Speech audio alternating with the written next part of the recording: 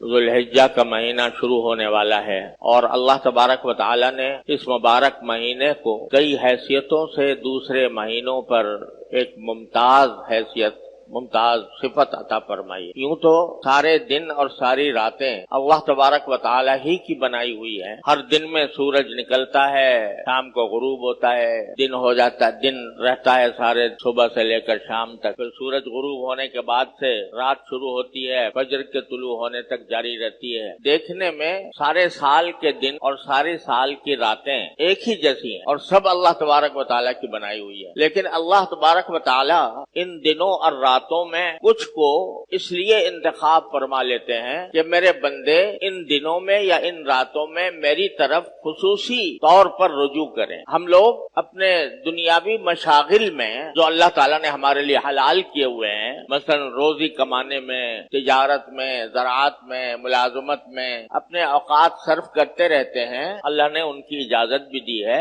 اور اگر نیک نیتی سے کریں تو انشاءاللہ وہ بذات خود ثواب کے کام ہیں، لیکن ان کاموں میں زیادہ سے زیادہ منہمک ہو کر اور زیادہ مشغول ہو کر بعض اوقات ہم اللہ جل جلالہ کی محبت، اللہ جل جلالہ کی طاعت، عبادت، براہ راست عبادت، اس کو فراموش کرنے لگے۔ اللہ تعالیٰ کی یاد، اس کا ذکر، اس کی تمنا، اس کی محبت، ان جذبات میں ان مشغولیتوں کی وجہ سے کمی آنے لگتی۔ تو اللہ تبارک و تعالیٰ ہمیں اس غفلت سے نکالنے کے لیے اور اپنی طرف بلانے کے لیے، متوجہ کرنے کے لیے، اپنے سے رجوع کرانے کے لیے کچھ دنوں اور راتوں کو کہہ دیتے ہیں کہ یہ میری ہیں، یہ دن میرے ہیں، یہ راتیں میری ہیں، یہ مہینہ میرا ہے، یہ عشرہ میرا ہے، اپنی طرف منسوب فرما دیتے۔ اب رمضان کا مہینہ دیکھیے، مثلا وہی دن ہے، وہی راتیں ہیں، وہی سورج نکلتا ہے، وہی غروب ہوتا ہے، لیکن اللہ تبارک و تعالیٰ نے فرمایا یہ میرا مہینہ ہے، اپنی طرف اس کی نسبت فرما دی تو اس کی شان کہیں سے کہیں پہنچ گئی، اس کی برکات کہیں سے کہیں پہنچ گئی۔ جیسے اللہ تبارک و تعالیٰ کعبہ شریف کو دیکھو، دیکھنے میں تو وہی پتھروں کی عمارت ہے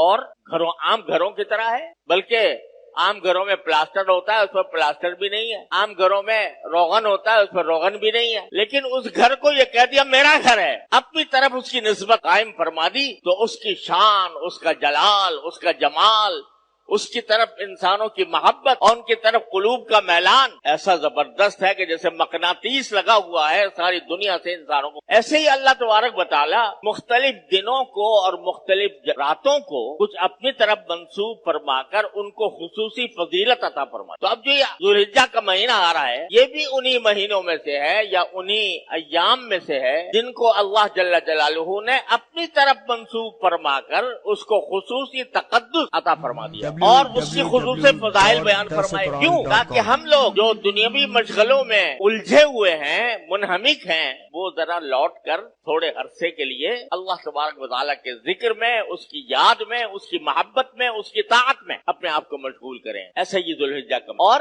اس مہینے کی ایک خصوصیت یہ ہے کہ اس میں کچھ اللہ تبارک و تعالیٰ نے ایسی عبادتیں مقرر فرمائی ہیں جو صرف انہی دنوں میں انجام دی جا سکتی ہیں، سارے سال نہیں دی جا سکتی۔ مثلا حج جو ہوگا وہ ذوالحجہ میں ہوگا، سارے سال نہیں ہوگا۔ عرفات کا میدان تو آج بھی موجود ہے، جبل رحمت بھی ہے، مینا بھی ہے، لیکن آج اگر کوئی جا کر مینا میں قیام فرمائے یا جا کر عرفات کے میدان میں جبل رحمت پہ کھڑا ہو جائے، کوئی عبادت کی حیثیت سے اس کا کوئی مقام نہیں، جیسے اور میدان ہے ایسے عرفات کا میدان۔ لیکن جب 9 ذوالحجہ آ گئی تو اب اس کا وہاں پر جا کر وقوف کرنا، وہاں پر جا کر ذکر کرنا، وہاں پر جا کر اللہ تبارک و تعالیٰ سے دعائیں کرنا، اس کا مقام کہیں سے کہیں پہنچ گیا کہ جو میرے بیت اللہ کا حج کرے اور اس میں کوئی فحش کام نہ کرے تو واپس ایسے آئے گا جیسے آج ماں کے پیٹ سے پیدا ہوا۔ تو یہ حج ایسی عبادت ہے جو صرف اسی مہینے کے اندر ہو سکتی ہے، سارے مہینوں میں نہیں ہو، کہیں نہیں ہو۔ اسی طرح قربانی کی جو عبادت ہے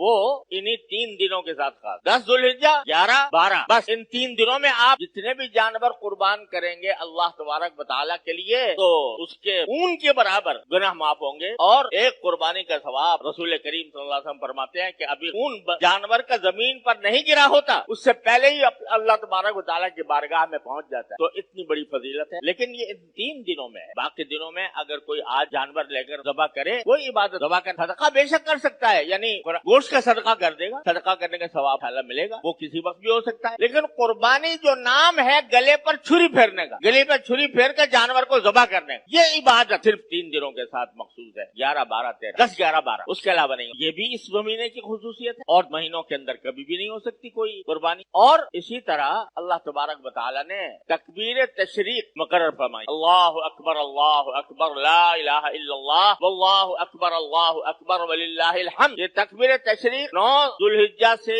फजर से शुरू होती और 13 तारीख की असर तक जारी रहती। हर नमाज के बाद बुलंद आवाज ये तकबीर कहना वाजिब है। अल्लाहु अकबर, ला इलाहा इल्लल्लाह, वल्लाहु अकबर वलिल्लाहिल हम्द। लेकिन ये भी इन्हीं दिनों के साथ 9 तारीख से शुरू होगी, 13 तारीख की असर पर खत्म हो जाएगी। आज पढ़ लो, यानी नमाजों के बाद बुलंद आवाज से आज पढ़ो, तो वो कोई उस दर्जे का सवाब उसमें नहीं है जो 9 तारीख से शुरू होने वाली तकबीर का है।